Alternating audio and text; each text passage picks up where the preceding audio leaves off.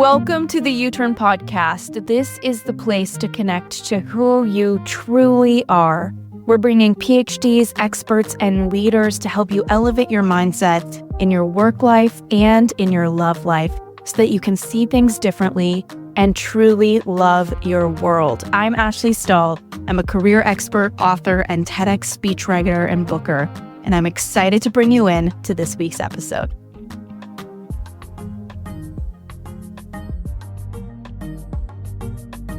What's going on, U-Turn friends? You know I'm always bringing special people, and Eric Thayne is no exception. He's an entrepreneur. He's the founder of Celadora Studios, and he's a multi-seven-figure media production agency that really helps grow brands, influencers, leaders, movement builders, grow their influence and their business with social video content. And he's helped produce over 500 million video views for really well-known brands and industry icons. And his content has been featured by some of the most prestigious online media channels in the world.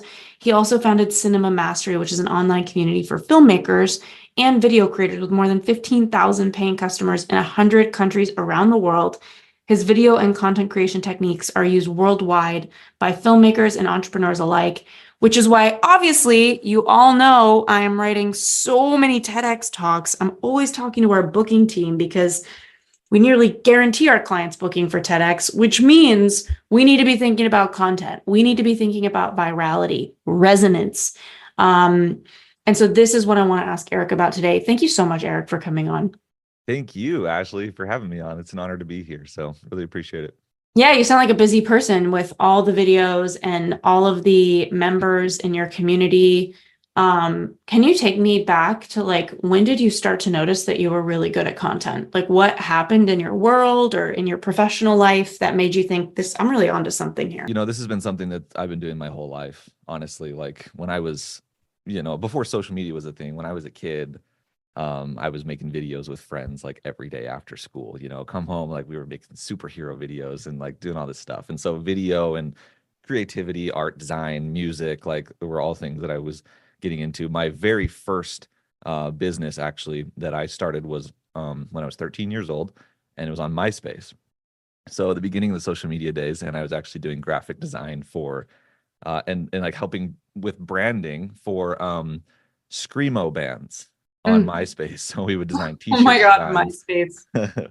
I would design t-shirt designs and like little graphics and stuff they could put on their profiles to like beef up their profile and make it look better. And that was my very first thing, collecting payments on PayPal back when all this was really brand new. And I don't think I realized how revolutionary that was. It was just, I grew up with it. Right. And started doing that kind of stuff. So that was my first business, creating designs and stuff like that for brands. Kind of got into branding more so with companies and helping them build websites, logos, just like adjusting their brand. And then eventually moved into, the video side of things and really helping people like create viral videos. We did a lot of videos on YouTube, probably some videos that you've seen before. We worked with a lot of really big companies and helped them to grow their brands by creating content that's interesting that people want to watch and like helping them grow. So, we had videos that got millions and millions of views and helped kind of put some companies on the map. And so, it's been my whole life, right? Just like that kind of thing, creativity, helping people with branding, understanding like the psychology of content, where it comes from, what makes people want to share something, how it gets out there, and then what that means for your personal brand and building your business. Because as we know, in today's day and age, especially right now, like this is a creator economy, people want to connect with people more so than companies. And so whether you're a company or a person, you've got to have a personal brand, or at least what I call a personable brand. Yeah. Because that's ultimately like what people want to connect with. Okay. You've opened up so many tabs in my head. I'm like, where do we begin, Eric? Like, okay, you talked about creating some content that have really put people on the map. If there's anything I've learned working with so many people, because I'm working with like doctors at all levels, right? Some have a few practices. Some are like huge icons of our time that have written New York Times stacks of books. It's like, I've learned very much so the importance of emotion and being able to like really deeply connect with somebody through a screen. And it's a challenge, right? Like it's a challenge to always hit every single time. We can't bat 1,000, right? Like every video we create, we set the intention, but you can't bat 1,000. So when you look at the ones that have really hit, what are you seeing have made those go viral? What was it about those? And because if you're anything like me, I can feel when a client is going to go viral. And I also struggle with sometimes clients don't have things to say. They come in to book and write a TED Talk, but then when I get under the hood, I'm like, well, what are your tips? What are your thoughts on this thing that you want to talk about? And, luckily I went to graduate school for psychology. So sometimes the therapist in me can like pull things out. Mhm. But I found that a lot of people do want to be content creating, but they don't actually feel like they have a lot to say. And I say that without judgment, but because I know there's probably somebody listening that wants to create a brand, but they're also like, I don't even have anything to say. So yeah, maybe we can start with what are you really seeing with videos that resonate? And what would be your wisdom for people that don't even know where to begin with having a voice? Okay, so let's start with what resonates, and then we'll go into Yeah. the next part. Yeah. In my book I talk about a few different ways of going viral, or like what is share worthy type of content. The number one thing is relatability. And it's always been that. If you think about it, the purpose of social networking is to network. It's the connection, right? We're here to connect with people the same way we do in real life. We do it online with people, whether they're people that we know personally, friends and family, or they're people that we don't know, but we just like following them online. We're big fans of Mr. Beast or whatever, but it's connection. And everything that I teach as far as content goes really stems from that point, is how can you connect more with your audience? Because if you keep that in mind as your number one goal, then I like teaching from principles rather than tactics, because if you keep that principle in mind, it kind of solves all the answers of the tactics. Should I respond to my comments or not? Which one's going to provide more connection? Should I create this video, this video or this video? Which one's going to provide more connection? The goal is to connect with people. And so the biggest thing that is going to help a video be shareable, be something that's going to connect with people, is relatability. Now, what does relatability mean? Have you ever watched a reel on Instagram where you go, oh my gosh, that is so me, right? Yeah. Or if you're married, you're like, oh my gosh, that is so us. And you send it to your spouse, your partner, and you're like, check this out. Oh, remember when this happened the other day? That is relatability. That is the number one reason why people share stuff. I don't know about you, but my wife sends me reels every single day, right? Hmm. Where it's like, oh, here's this thing that we were talking about the other day, or here's this thing that happened to us. Yeah. And it's just something that's like, oh, somebody else understands our situation. And isn't that funny how that really is what provides connection? I like to think about the psychology of this, like not the algorithm and the technology and the science, but like psychologically, why do people like certain pieces of content? Why do they share certain pieces of content? And when it comes down to, a lot of times it's that relatability. So when the best way to connect with somebody is when they can relate to you, right? Mm. Which, as a content creator, what that means, okay, understand this, is understanding your audience.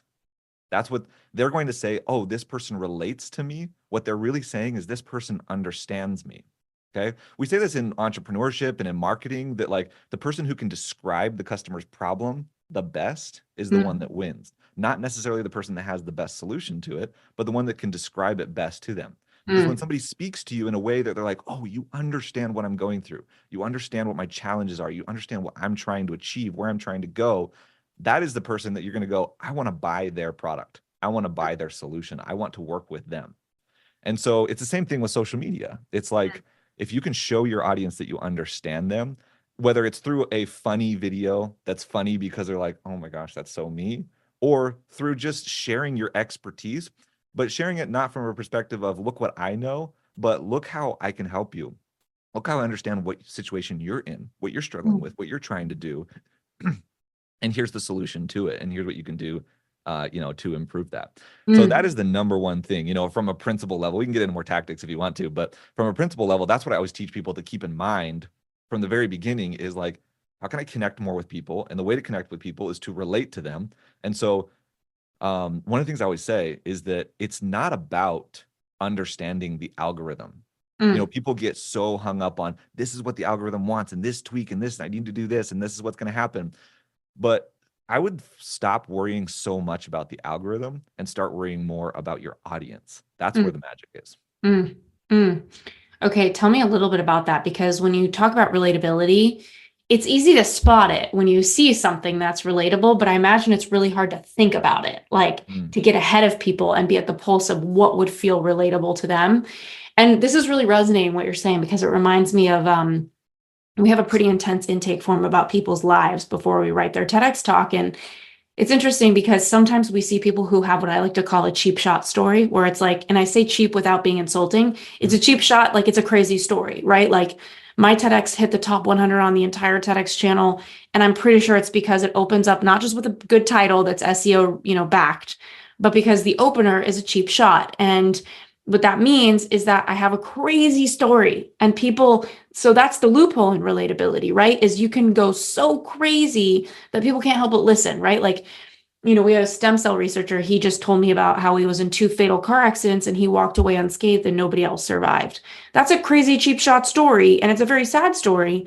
So that's one route content creators can go. But what you're talking about is a lot more wholesome. And I see it a lot more in my people's intake forms, which is just personal stories. Embarrassing moments tend to mm. be relatable because Yeah. everybody's usually been humiliated by the same things, Hmm. or they dread the same things, they have the same fears. So yeah, how do you help your clients or anyone that you're working with brainstorm content through the lens of how do they get ahead and figure out that relatability? I think in order to be relatable, you have to understand, you have to really take to heart one principle, and that is that your best performance as a brand online and social media content and whatever you do is going to come from you being 100% you. Yeah, And that is something that, sounds really simple, but it's actually very difficult for a lot of people. Because to really truly be yourself, you think about what that takes. yeah, Be yourself is it means being you through your successes and your achievements. It means being you through your failures and your mm, challenges, right? And it's really hard to relate to somebody who seems like they never fail, right. right? And so, yeah, sometimes it shows up as vulnerability, showing up and talking about, I'm actually struggling with this thing right now. That builds connection with people Mm, because they mm, go, oh my gosh, like I'm struggling with that same thing. I get it. You understand me. Again, we're talking about the same thing here. So being relatable, being vulnerable with your audience. And I actually always say that content creation is a personal development journey mm, because of that exact reason. Not only do you should get to show up and serve an audience and share what you know and be an authority in your space, but when you start doing that consistently and you start talking, it really makes you think really deeply about who you are. Like, yeah. who am I? What message do I want to put in the world? Who do I want to talk to? Hmm. And the more you can do that, the more you can show up in that authentic way, that vulnerable way, the more you're going to connect with people. Like we don't really connect with people who have a wall up. Yeah. And so if you can understand and take to heart that fact that you will be your highest potential, if you want to call it that, you will be able to reach your highest, what you're able to do. You as a person, the follower count, the highest follower count that you can have, the highest amount of views that you can have, the biggest business that you can have, not somebody else, but you.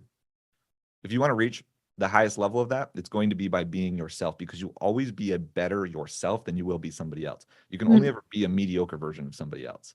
mm, And a lot of people struggle with, when they get into creating content, it's like, what is somebody else doing? And I'm going to follow them, which by the way, when you're starting out is actually a really good way to start because you don't really know what you like to do.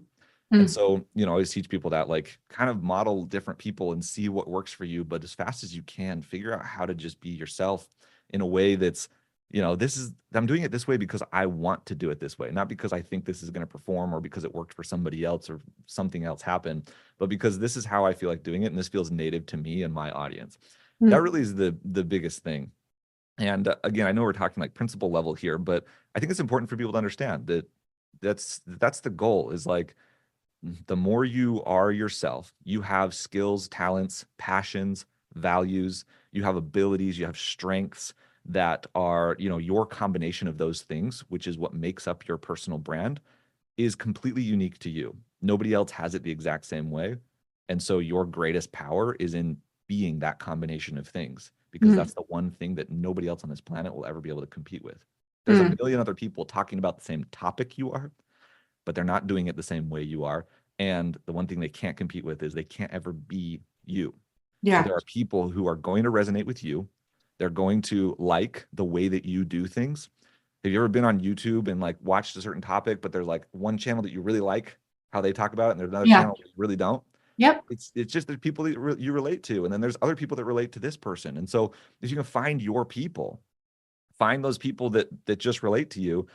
And the way you do that is by being yourself. The moment you start being somebody else in the smallest way, you're actually generating attention and relatability for somebody else. And at some point, you're going to have an awakening, and you're going to be like, well, shoot, I need to really be myself. And you're going to find, like what happened to me, is that your audience doesn't actually relate to you. They relate to this manufactured version of you. Right. And that's a struggle, right? And so then, when you get back down to it, you have to like understand that if I can just be myself as much as I possibly can, what I'm going to create is a following and an audience of people who relate to me. I'm going to find my corner of the market, my 1,000 true fans. I don't need everyone to like me. I just need these people too. And when I can find that, that's what I can build from. And that's going to be way more powerful than trying to be somebody else. I think that's really fun advice to like realize, like, a lot of people struggle to find their voice. They don't know what's going to do well. And to take a look at somebody who is doing well doesn't mean that you're copying them, but it does mean that you're doing market research on like what content is going viral, what does the market want, and then how can you put your own stamp on that and your own spin on that. It is so scary, I think, in the early days of building a brand. Okay, so I don't know if you've written any TEDx talks like what I'm doing all day and night, but I'm curious what your take would be on why one would go viral or not, just from a video YouTube perspective. Because I tell clients all the time, it's not really a TEDx talk, it's a YouTube talk. Like, I'm happily not affiliated with the TEDx brand, right? Like, if YouTube owns the house, TEDx is the bouncer at the door. We're just trying to adhere to their guidelines to get into the party. Do you know what I mean? Interesting. And so I think a lot of people think too much about TEDx. And it really damages their ability to create compelling talk because they're too stuck in the one idea we're spreading. And that's the thing I tell clients all the time. I'm like, who cares about the one idea we're spreading? Why don't we pepper that in throughout? Let's play the YouTube game. This is a YouTube talk, and it just happens to be with a platform that has 40 million subscribers times 2, because you've got TEDx. And then if you do well there, you get on to TED. So there's just so much I've learned about like how to think about writing and how to ask questions to people that don't get their brains blocked, on being deeply moving in whatever way. If you were just an outsider looking in at speeches on YouTube, just for my own personal curiosity and for everybody listening who does YouTube content, relatability, I hear you on that. Topics, like doing some market research. What else would you say is maybe the thing that people aren't thinking about that really makes videos take? Yeah, for sure. And I love what you brought up about the YouTube thing. The interesting thing is that like there's amazing credibility in having a TED talk, Right. but like it's interesting for your audience, like realize like if you have a YouTube channel or like an Instagram account, you can give a TED talk every day. Yeah. Right. And if you write it the right way, the way you guys teach people to write these, that is actually going to be something that can go viral, that can be interesting, because it's not just about being on stage in front of that audience. It's about how is this video going to live on forever. And you want to think about that with every single video that you make, especially on a platform like YouTube, where there's a lot more intention put into one video, and you're doing them probably less often. Versus short form video is a little bit different strategy.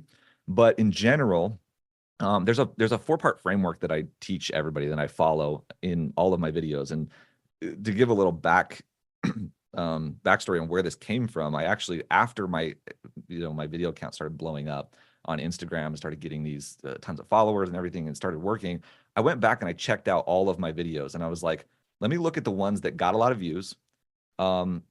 Relatively. So I would get, maybe 10 or 20,000 views on every video, but then there were ones that would get 100,000 views or 200,000 views. I'm like, okay, these outliers, these ones that stood out, let me see if there's a pattern to these. And I pulled them all together. I pulled all the scripts and transcripts and started looking at all of them. And I realized that they all followed a very simple framework. And this framework now has become this thing it's not just like, oh, follow this, but it's a very powerful way of planting an idea in somebody's head. And so if I'm going to share this, everybody has to promise me that we're going to use this for good, right? But it reminds me of the movie Inception. If you've ever Mhm. seen that movie, one Yeah. of my favorite movies Yeah, it's ever, a great movie. where these team of dream hackers go into people's dreams, and their goal is to get them to do something in the real world, and they do it by planting an idea in their dream. Mhm. And this is like the closest thing to Inception in the Yeah. world, right? Yeah. So the way this works is by following this framework. What you're doing is it's just a really effective way of creating an idea, grabbing people's attention around it, presenting it in a way that's actually it sticks, and then giving them an opportunity to take action on it. Yeah. And so the 4-part framework goes like this: it's a hook, the why, the content, and the invitation. Okay. So the hook, number one, I'm sure you all heard of what a hook is, right? The hook is how you grab people's attention. Okay. Mm. So the first part of your video, and not even just the first part of your video, in short form, we talk about is like that's the first sentence. It's got to grab somebody's attention. They're scrolling through social media and they're just like, what's going to grab my attention? Boom. If that grabs my attention, that's the thing that I'm going to watch. It doesn't matter Mhm. how good your content is. If there's not a good hook, no one's going to watch it. Yeah. And you know, you could have the best content in the world, but you got to get people to stop. Like they're going to Yeah. move on if you don't. And by the way, the hook, I'll spend a little bit more time on this one because this is really the most important part. The reason why your TED Talk went viral is because it had a good hook. Right? Yeah. And the hook, a lot of times, isn't just the first sentence or isn't just like a zoom in effect that you do at the beginning. It's really the whole angle of the whole thing. It's the story, right? Who did you mention? The guy that went viral that when you're talking about the cheap shots, you know, Yeah. those The stories crazy of like, stories. Yeah. it's a crazy story. Like that's a crazy hook. Think Yeah. about, you know, who's the guy that did Fit to Fat to Fit, right?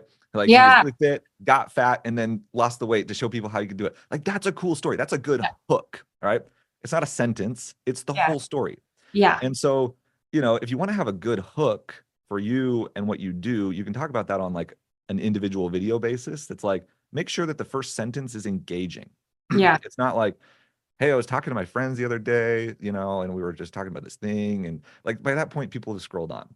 But it's Yeah. more like, here's the number one secret to this. Or Yeah. if you've ever been wondering this, here's how to do it. Okay. Framing it in a way that's interesting, that's engaging. That's on a video basis. But if you think about the hook in terms of like your life and your business and your mission and your purpose, like, do you have an interesting story behind it? And if you do, awesome. Start telling that story like often because that's your hook. If you don't, maybe go do some more amazing things, right? Yeah. I mean, frankly, right? It's like the content that works is the one that is the content that comes from people who have the receipts, who have the stories, who have done the things. You know, I talk about Alex Hormozy a lot. People like want to model Alex Hormozy, like I want to be successful like him, and so they go and they take the fonts and the colors that he's using, and they create Oh yeah. Hormozy style reels, right? And then you even hear people say like, this is the credibility building font, right? Or this is that builds authority. Like that doesn't build authority. Like fonts don't build authority. Like the colors don't. The reason why his videos are so successful is not how they're edited. It's because of who he is. He Mhm. actually has made hundreds of millions of dollars. He actually does have giant calves, right? He actually like, you know, spends time at the gym. He's got this interesting personality. He's done stuff. And so, you know, I think that's a hard pill for a lot of people to swallow. And I know this isn't like the easy tactical advice, but a lot of times, you know, I always say that too many people focus on the content they're creating and not enough on who they're becoming. Yeah. Who are you? That's what Yeah. people want to follow. They want to Yeah. know who you are. And so it's like, you know, keep creating the content, but go do more amazing things. Yeah. All right, I got on a little tangent there. No, That's but the I hook. couldn't agree more because people really struggle with like, wow, Ashley, you worked in counterterrorism under Obama administration, and that's where you learned speech writing. I'm like, yeah, I ate for like 3 years at the Pentagon managing an Afghanistan program because I mean it was really hard work. And it's not to say that other people haven't worked hard, because that I know they have, but I've sought out stimulation for my own life. And so I think it's not just about figuring out what's your purpose, what do you want to do with work, da da da da. But I think it's about setting that intention of like, how do I seek out stimulus and inspiration in my life? And I think a lot of people are not necessarily seeking those things out and playing those things out, right? Like some people want to learn Spanish or a language. Some people want to see a country. It's like, go do those things. They give you things to say.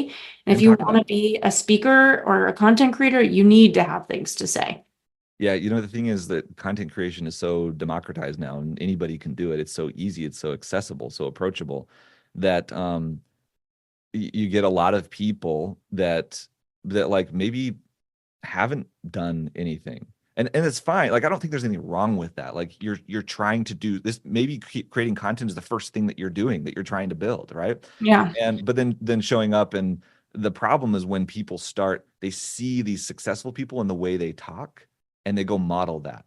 And they Yeah. start talking like somebody who who knows something or has experience but like really doesn't. And I think that's just as much of a like there's kind of two sides to this where you have the people who, you know, there are people out there who are you know, renting cars or mansions and trying to make it look like they're something that they're not, which again is not being Yeah. authentic. And Yeah. I think that's a problem, right? Anytime you're not really being you, there's an issue. And so there's that side of it.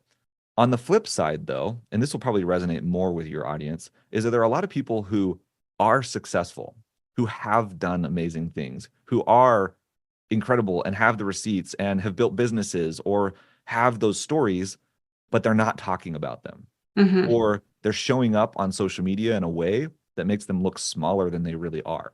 Mm. And that is just as bad in my mind. And it's the same thing, like you're being inauthentic. And that's Mm. typically like the people that we work with is these entrepreneurs, thought leaders, authors, people that have done incredible things, but then you go to their Instagram account and it's like they just look like a nobody, right? Yeah. Not to be harsh, but it's like whether you like it or not, in 2024 and beyond, the way that people judge what level you're operating at and who you are is through your online presence. Yeah. A lot more people who know you through your online presence than do through your real life presence. And so So if true. it doesn't line up, you know, that's a problem. Yeah. Yeah. It's so true. And I think I really struggle with that myself because my speaking agent, when I went viral on TEDx and I got all these speaking bookings, he used to be like, Ashley, you're so serious on stage. And it's weird because like I'm kind of a ham in real life. And I think it was that my nervous system felt the intensity of people looking at me. And I took the payments so seriously. Like for me to go from making 5 to 30K at talk because of this TEDx talk going viral and all these people coming to me, I felt like, well, I better give them 30K worth of value. Mm, And so that made me very serious. That made me very tactical. That made me very content driven and very much I started to forget, well, if you want to get through to these people, no matter what you say, like stay you, like being you yeah. is that. And it's really freaking hard to be yourself in this world. It's so hard. We do not have a world that is set up. People say be yourself, but then they're like, but be it this way. You know what I mean? Mhm. Like that's just the world we live in. So So you had a picture in your mind of what a 30K speaker looks like. yeah, And there's probably, if you thought about it for a minute, you could probably think of specific people that you were thinking of yeah, who got paid that much, who spoke that way in a more serious way, in a for more sure. serious tone, and you followed that. But the reality is that like they weren't paying you to be them, they're paying you to be you. And that's the Yeah, thing that people have to realize. yeah, exactly. Exactly. And yeah, so I don't know. I'm thinking about your hook. That makes a lot of sense. Like I did that with my TEDx. You talked about content after that, right? It was hook. What were the other three? Yeah, the hook, the why, the content, and the invitation. Okay, so take me a little more into the why. Okay, so when we're talking about like a specific video, whether it's a YouTube video or short form or whatever it is, um, here's the point. The hook is designed to grab someone's attention. The why is designed to get them to watch all the way to the end. Mhm. Okay. Because you can grab someone's attention. If you can hook them in and then tell them what they wanted to know, the moment you tell them that, they're going to move on to the next video. Right. The moment they get satisfied, like, oh, I got what I wanted, they're gone. Okay. And so in some of this, you have to kind of delay the content. And the way you delay the content is by going into the why, the context, the backstory. What this does is it actually makes it so that people truly take to heart the value of what you're about to tell them. Mm, Okay. It's not like you know, what's a point that we want to make? Like you should write a TEDx talk. Okay. The way to be more successful is by being on TEDx. Let's say mm, that's the point to make it basic. If you draw them in with a hook by creating the curiosity, by saying like this is the number one way to be successful online. Okay. And I'm using very basic scripting here, but yeah. as an example, this is the number one way to be successful. Somebody who wants to be successful will see that and go, I want to know. Okay. They're hooked in. Now, if you go, the way to do it is by writing a TED talk. You're like, oh, cool. Moving on. Now I got what I wanted. So you have to kind of delay that. So this is where you go into the story. Now it's like, 10 years ago, I was, in this situation and I was trying to do this and this is happening. And then I did this and then I wrote a TEDx talk and then this is what happened. And it was absolutely amazing. And then all this stuff happened about it. Then you can go into what the thing is that you were trying to tell them. Now at this point, now they're actually like invested in it. Now they understand what the benefit of it is. Now they understand why this is important, right? Which is why I call it the why. So you have to hook them in, but then you have to give them the why first, so that they will actually take the thing that you're about to tell them and they'll actually go do something with it.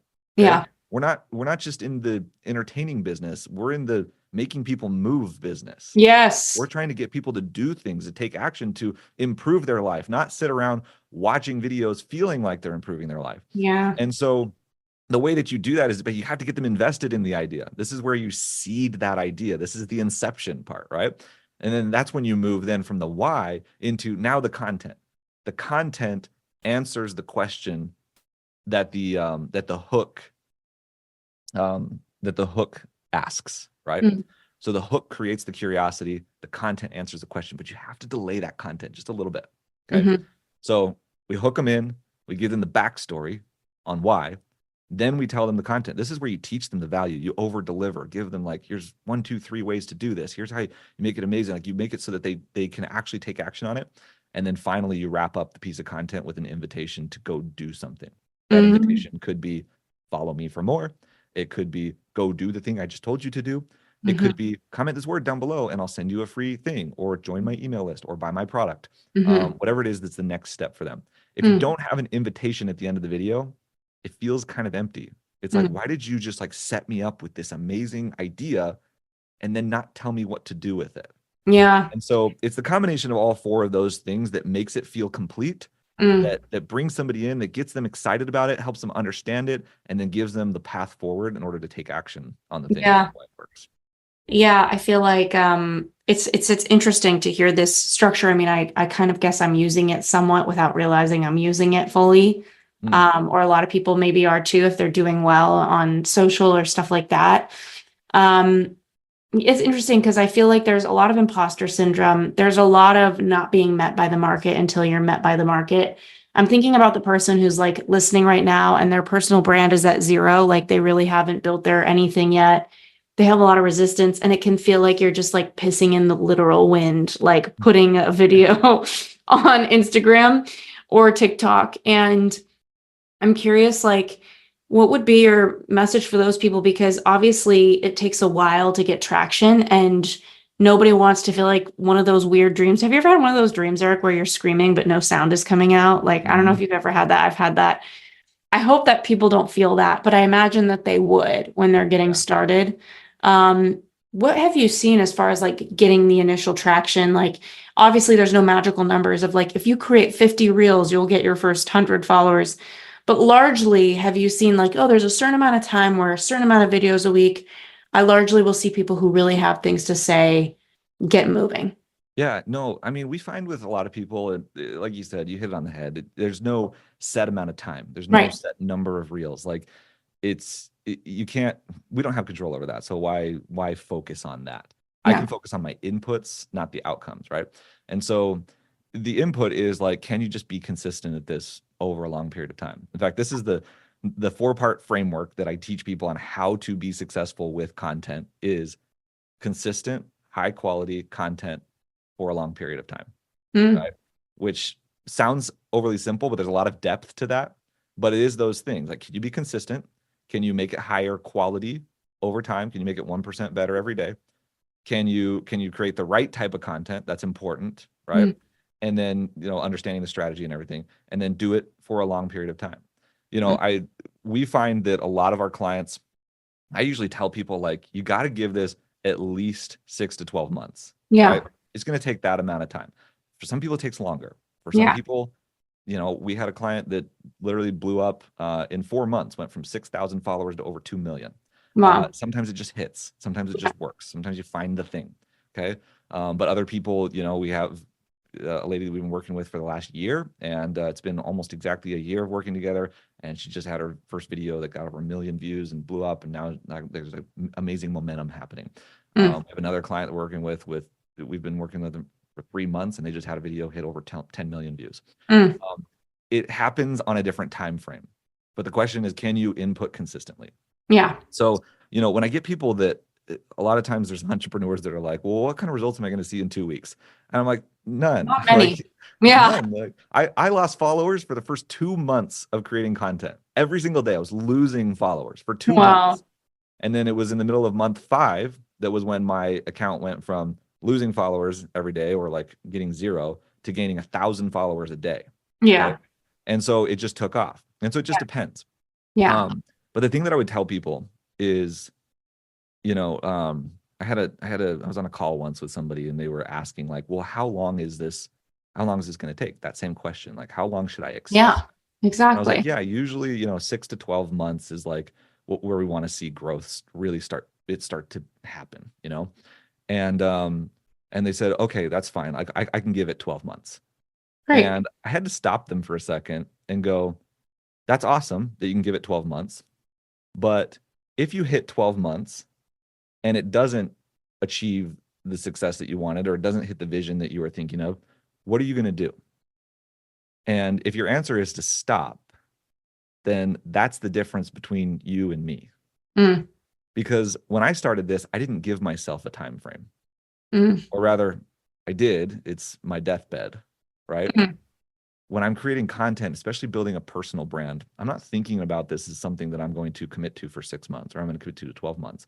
I'm thinking, if I'm the type of person who wants to build something in my life, who wants to do something, who wants to create things in my life, and I want to be able to get attention for those things and get them seen by people, I have to be creating content always. And it's not, today it's Instagram and YouTube and TikTok. Tomorrow it might be holograms, and the next day it might be telepathic communication. Like what it looks like will change, but people sharing their stories and sharing their ideas and teaching other people is not something that's ever going away. And that's something that, I see this as, I will be building my personal brand for the rest of my life. My brand doesn't go away. And if I do it right, it'll actually extend beyond that. So, I love that thinking. A lot of people don't have that grit though. I mean, or they just don't have that focus. Or is there a point where you could say, well, maybe I'm just not a fit for this stuff? Like maybe I've been at this for a year, but because here's the thing is, like we talked about, some people need to live more life. They don't have content coming out of them.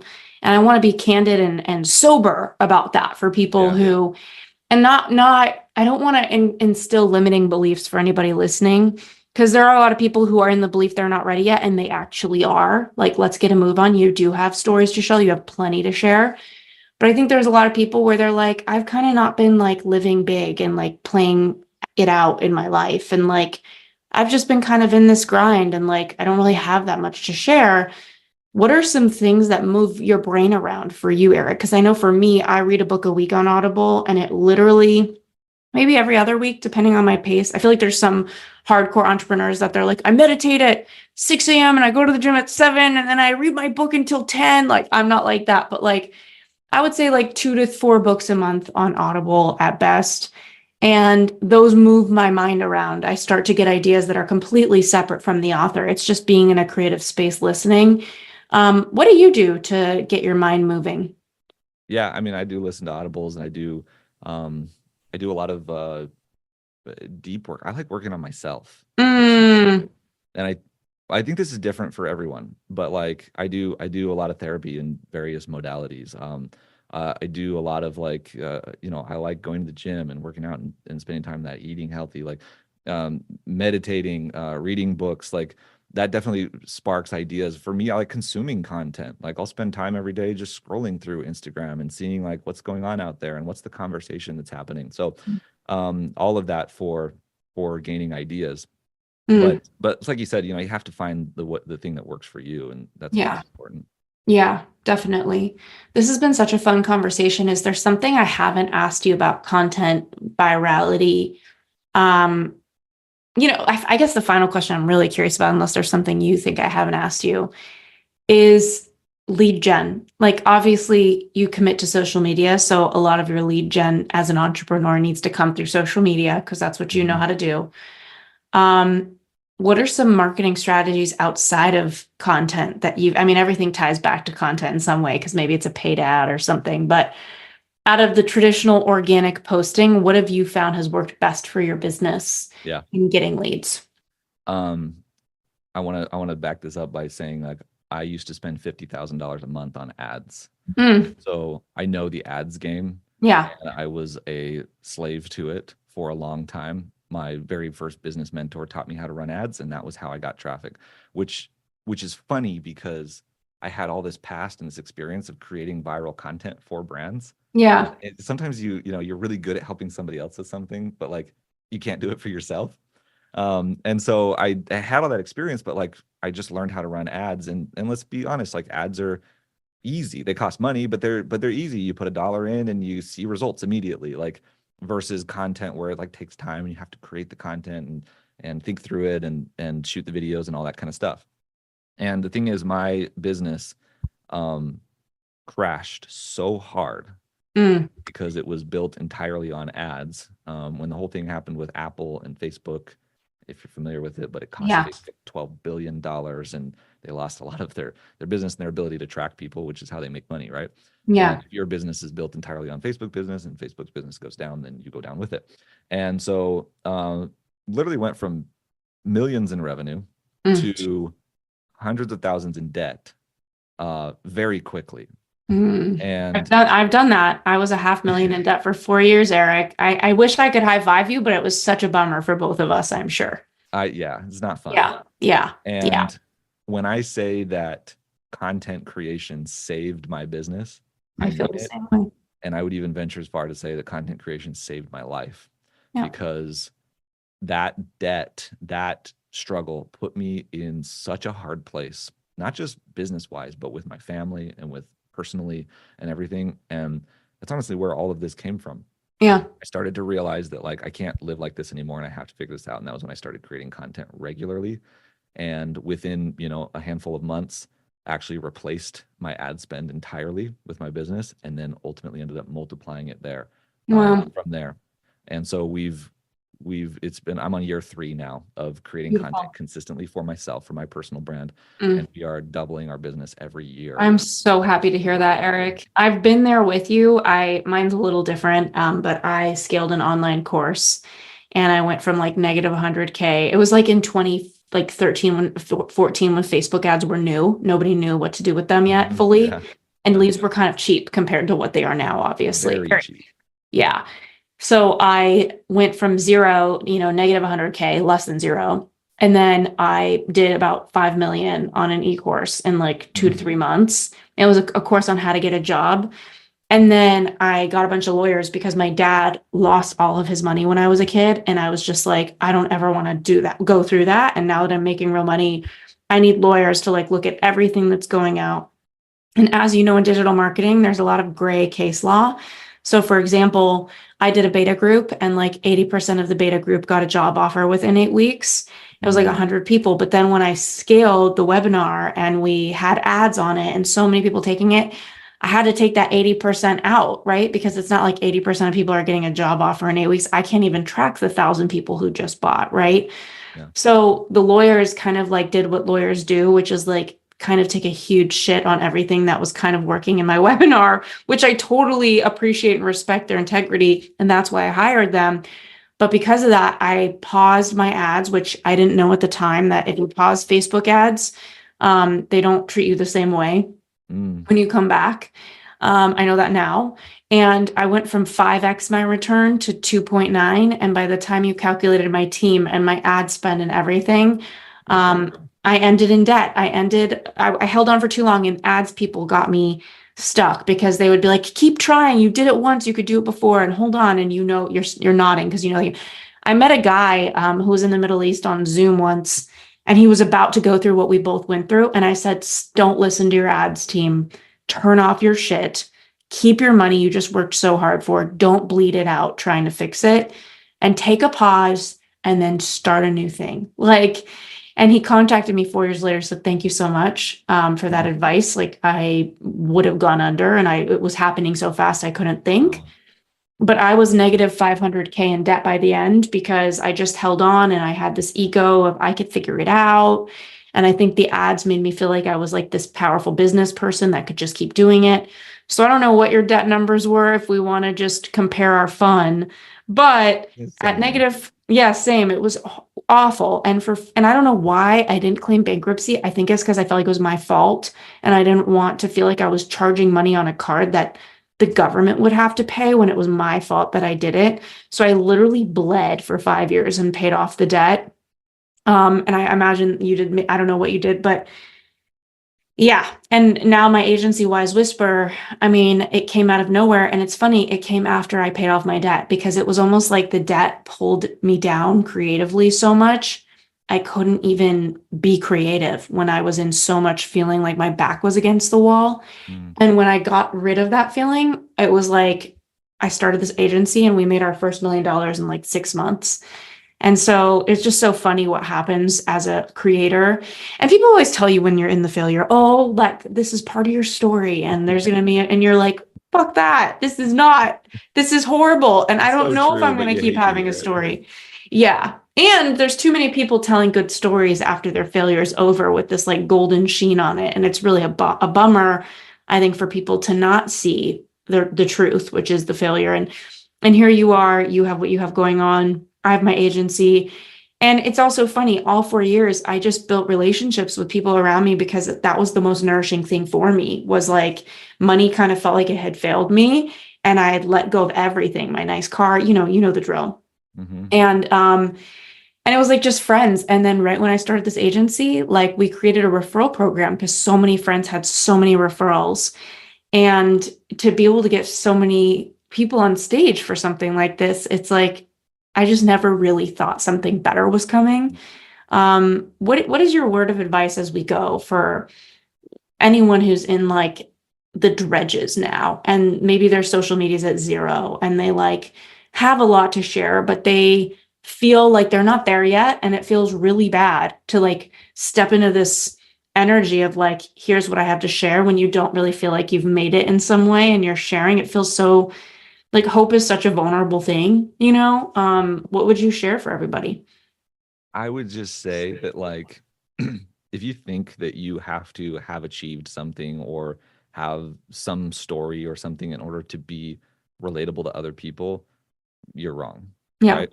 So if you're thinking like, well, I haven't done all this stuff, or I don't have anything like significant to share. Well, do you have friends and family who like talking to you? Like, yeah, of Right. course you do, right? So it's not that, if you have this like mistaken belief that your success equals your value, which by the way, us entrepreneurs tend to struggle with that. That's not true, actually. That's just not reality. Hmm. And people love you for not just what you've achieved, but for who you are. And so, can you latch on to that? Like, can I just be who I am on social media and not have to show up and try to be the expert or the guru on a topic, but can I just show up and document my journey?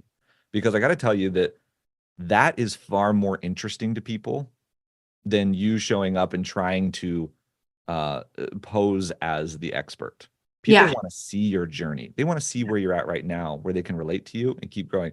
I have a friend who and used to be an employee, but she just started an account and she just moved from Tennessee to California. And so she created an account on moving from Tennessee to California. That's Mm, literally it. And yeah. within like 10 posts, it went viral and she has like a ton of followers now and she's That's so getting funny. tons of views and it's just like crushing it. And the reason why is because she's just being herself and just documenting her journey. It's fun to watch. Like that's what people want to see. They want to see you growing. They want to see what you're working on. And the reality is because they're too afraid to do it themselves. Yeah, And so totally. they like watching somebody else do it because it's inspiring to them. It makes them feel like wanting to do it as well. And Yeah. so when you come across, especially if you don't have a lot of followers right now, if you come out and you start teaching people and saying, this is how it is, and this is whatever, like it's just going to fall on deaf ears because you got to understand that most of the people watching you on social media, they have no idea who you are. They never Yeah. heard of you. They're like, you have 5 followers. What are you talking about? I don't know what you've done. Like, who are you to teach me? So, and if that worries you about coming off that way, just don't be that way. Like, I've got 200,000 followers across platforms online. Which I don't think is like huge or significant, but it's not insignificant.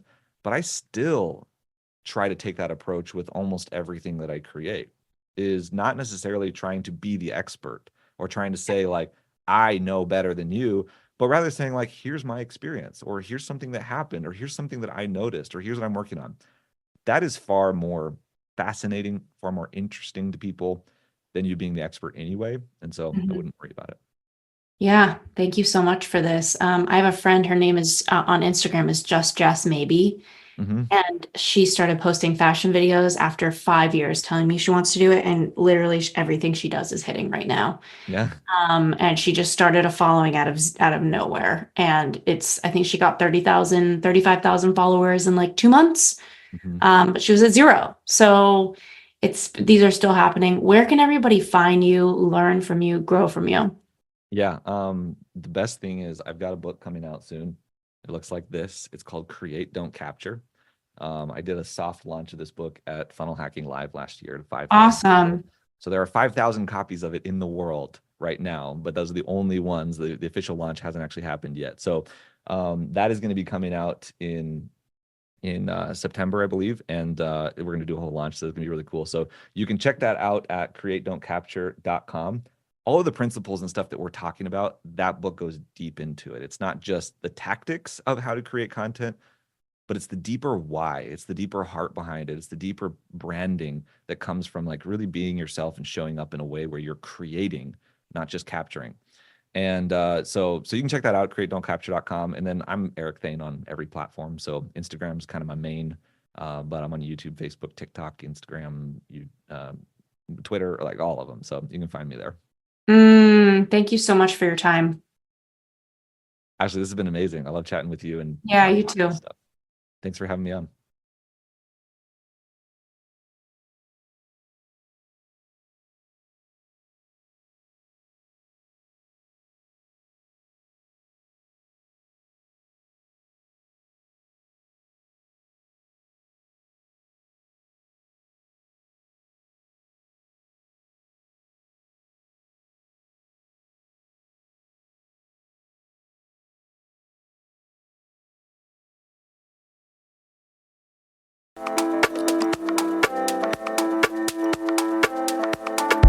Thanks for tuning in to the U-Turn podcast. I hope you learned so much in this episode and you're putting it into action today. We would love to hear from you. Slide into my DMs at Ashley Stahl or leave a written review if you're inspired. It would mean so much to us. Be sure to subscribe to the show because, as you know, the more subscribers we get, the better the guests we can bring you. And in the meantime, if you're looking to skyrocket your personal brand and impact millions, head on over to wisewhisperagency.com to learn more about how we are getting clients booked for the TEDx stage.